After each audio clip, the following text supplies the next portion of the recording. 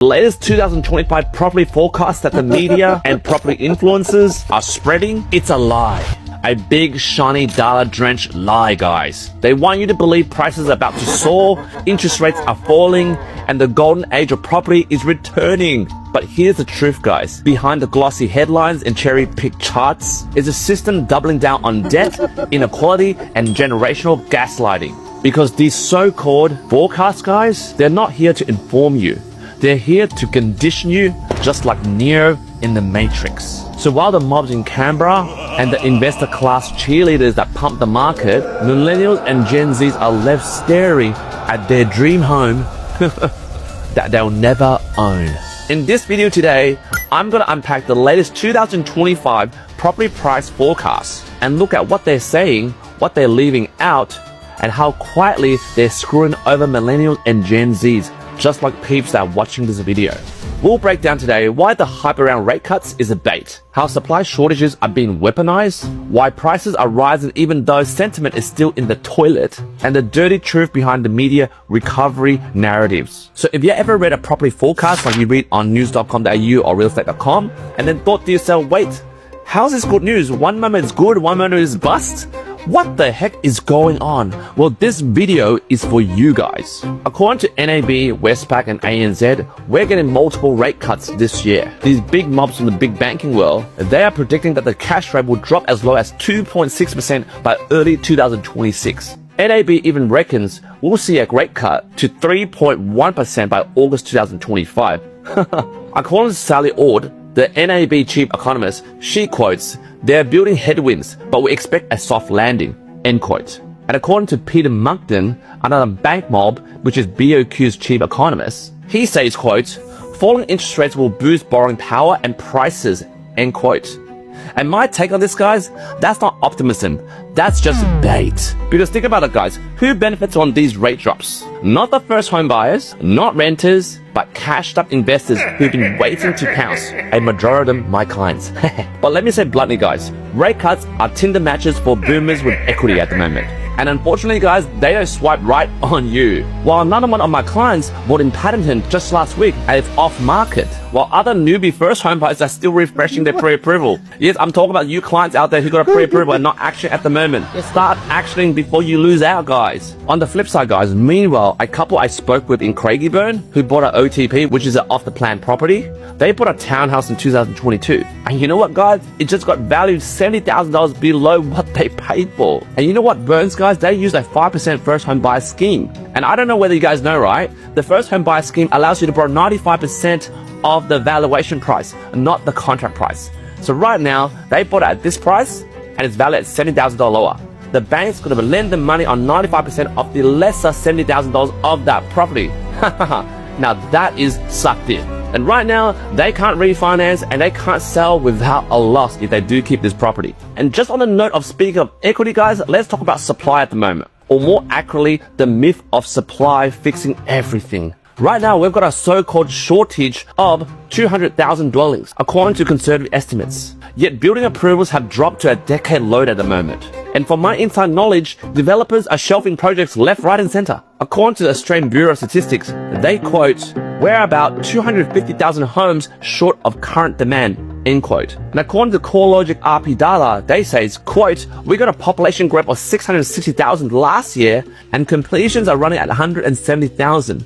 End quote. But guys, here's what they don't tell you. This isn't a crisis. It's a business model, guys. Because less stock means more competition. Because less stock equals more competition equals higher prices. Are we following along at the moment? My take, guys, the shortage isn't accidental.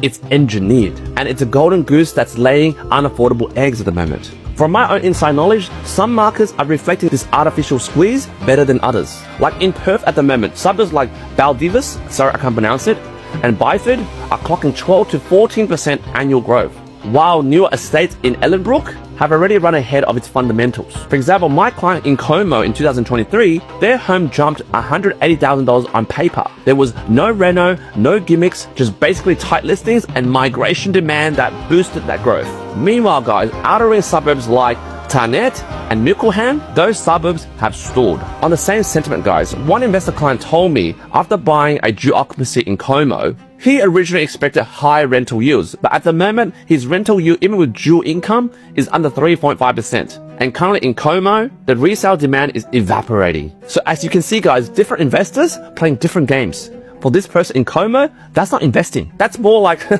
donating. And while we're on the topic of supply, guys, while supply gets tighter, prices are going the other way. And this is where I'll segue and talk about the psychological warfare of price optimism. Because naturally at the moment, home prices rose 0.5% in May. That's up by 4.12% year on year, according to PropTrack. And at the moment, CoreLogic confirms Brisbane and Adelaide are leading the pack, up by 7.1% and 8.6% respectively. To quote PropTrack Home Price Index, quote, prices have now grown for 5 consecutive months, end quote. And according to RBA, the Reserve Bank of Australia, they say, quote, 50% of Aussie homeowners have no mortgage, end quote. And this is according to May 2025 RBA data. I'm not making this up. But then you might be scratching your head and go, Q, how is that possible when consumer confidence is in the gutter? Because guys, remember, confidence doesn't drive growth. Do you know who does? It's the rich buyers. And then from that group of people, that top 10% of that group, and those guys are shopping around for their 5th property, that type of economic activity distorts everything, guys. And this is my take. This isn't a market recovery, guys. It's a wealth transfer dressed up as a rebound. I mean, guys, let me give you some examples, right? Let's look at suburbs where this wealth transfer is playing out at the moment. For example, in Brisbane, family-friendly areas like Carina Heights and Everton Park are 9% year on year. And I'm talking about capital growth, guys. And even as borrowing capacity shrinks at the moment, and this is coming from live experience because I've just serviced over 300 clients this month alone, I'm telling you guys, borrowing capacity is really harsh. It's really hard to get a loan these days. But if you can get a loan, if you can squeeze in through my holistic lending, just to give you an example, one of my investor clients, they recently picked up a 4-bedroom house in Keperra. Sorry, I can't pronounce it. K-E-P-R-A. That's how I pronounce it. Keperra. Last August. And then they simply added $25,000 of cosmetic reno. We just did a valuation today. They got an uplift of $120,000 from that $25,000 of cosmetic reno. But on the flip side, guys, meanwhile, those suckers that bought in Docklands, those units over there, those people who don't listen to me, they are struggling at the moment. Because I'm telling you at the moment, those guys that bought in Docklands, those units over there, I'm telling you right now, Docklands is experiencing an oversupply and is practically becoming a ghost town. And for those of you that are watching right now, if that wasn't cooked enough, wait till you hear what the banks are forecasting. According to BOQ's chief economist, Munchton, he reckons we'll see a 10 to 15% growth over the next 2 years. To quote Peter Munchton, he confirms, quote, it's a reasonable bet, regardless of the numbers of the rate cuts, end quote. Like, this guy is super confident property growth will go through the roof. And according to the RBA bulletin, they said, quote, most borrowers have buffers of equity at the moment, and they can weather the storm, end quote. And guys, from all this gibberish, like you don't understand it at the moment, let me translate it to simple English. It means just don't worry about the economy. The rich are fine. But if you're not one of them, sorry guys, your poverty-ass statistics are being left out from their spreadsheets. But seriously, guys, this kind of forecast, really for myself as an investor, this makes all my investor clients froth.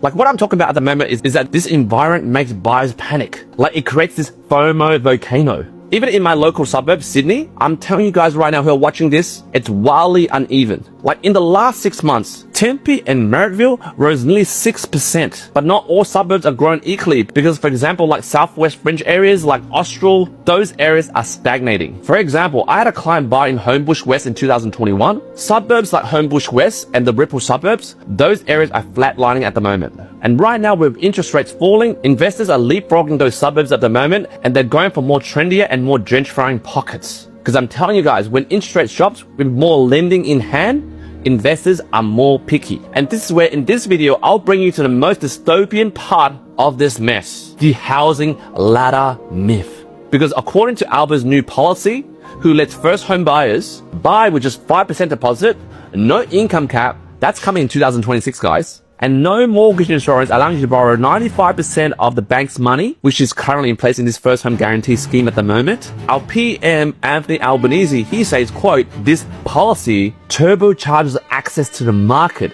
end quote. But according to Seoul Estate, the economist, he counters, quote, but the extra demand without extra supply will only push up prices further, end quote. And guys, this is my take. This is not a ladder. This is actually a treadmill, because unfortunately, first home buyers are not just competing with investors, and they're also competing with upsizes and downsizes, and all the while using taxpayers' guarantees to inflate the entry-level prices. Do you guys see the oxymoron in this?